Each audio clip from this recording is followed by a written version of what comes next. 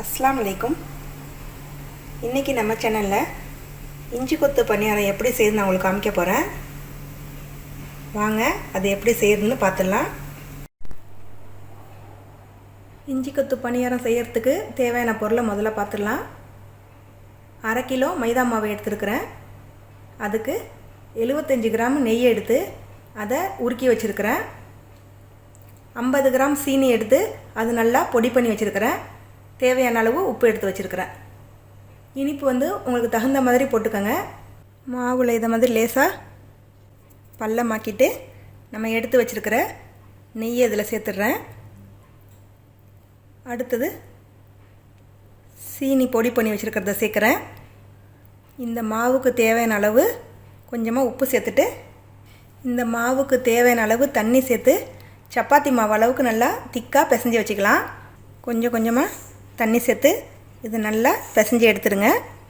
மாவை இத மாதிரி நல்லா பிசைஞ்சிட்டு ஒரு 20 நிமிஷம் நம்ம இதை மூடி வச்சிடலாம்। இப்போ மாவு ரெடி ஆயிடுச்சு।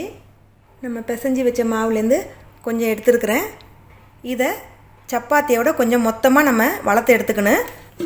நான் எந்த அளவுக்கு வளர்க்குறேன்னு இப்போ பாருங்கள்।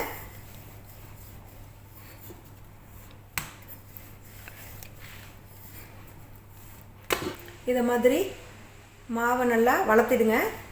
இதை இப்போ நம்ம வெட்டி எடுத்துடலாம்।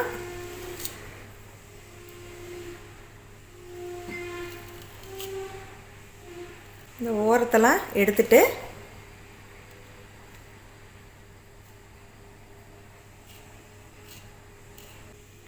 இதை மாதிரி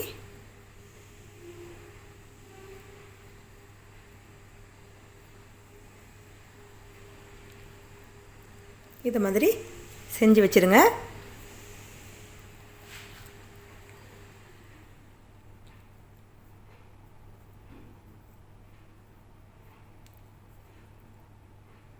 எல்லா மாவையும் இத மாதிரி நம்ம பண்ணி வச்சிடலாம்। இப்போ ஒரு பாத்திரத்தில் எண்ணெய் வச்சிருக்கிறேன்। எண்ணெய் சூடாயிடுச்சு। நம்ம செஞ்சு வச்சிருக்கிற இஞ்சி கொத்து பணியாரத்தை இதில் சேர்க்குறேன்। அடுப்பை சிம்மில் வச்சுட்டு மெதுவாக பொரிச்சு எடுங்க।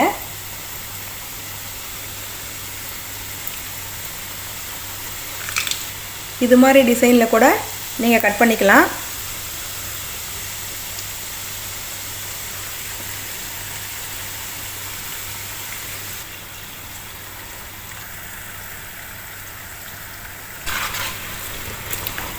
ரெண்டு பக்கமும் செவந்ததும் நம்ம எடுத்துடலாம்।